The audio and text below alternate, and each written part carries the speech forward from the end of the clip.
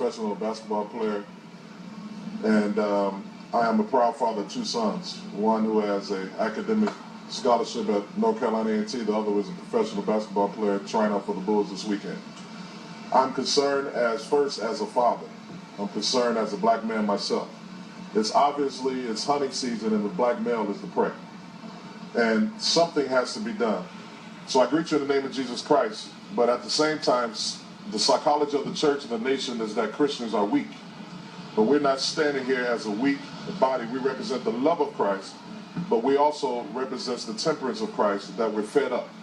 We're fed up being policed, being stopped by police while driving while being black. We're fed up for being gunned down. We're fed up for having Skittles in our hands and a life being taken. We're fed up from having CDs in our hands and our lives taken. Now we have a book in our hand and our lives are taken. So it's obvious to me, you say all lives matter, but to me, it's obvious not the truth. Because if all lives would matter, Hispanics, Caucasian, Asians would be dying by the same white supremacy police force that we're dying by. So black lives does matter. And I come from a psychological aspect that I'm challenging all the Caucasian leaders across this country, the major pastors that pastor all over this world. Chances are that a white supremacist police officer or racist police officer won't come to my church, but they probably have a chance to come to your church. And therefore, you need to use your platform to tell them that black lives matter.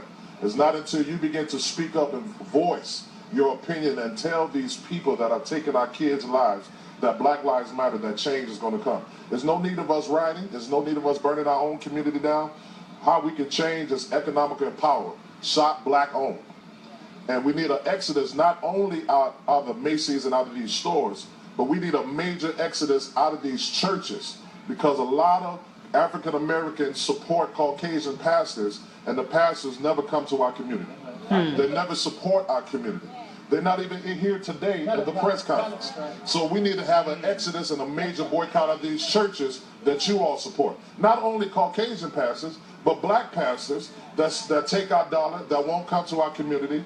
Black pastors that take our money, that won't support our children. Black lives do matter. Regardless of what people say, God has created us. He put us first in the Garden of Eden. And before he created the church, he created the black man in Eden, in Africa. So we have to understand we are fed up.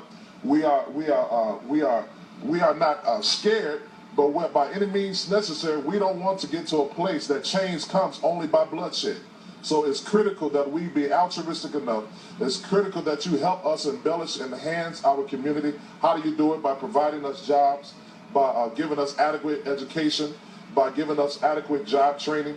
You cannot put us in a confined area and limit our resources, limit our food, limit our education, and don't think we're going to not to turn on each other. That's from the 1970s from Chicago. Was a noted scientist said he had the Ratchets experience. The Ratchets experience, they put a male rat with a female rat with 2 mice, with 2 children that were mice, and they put them all in the confined area.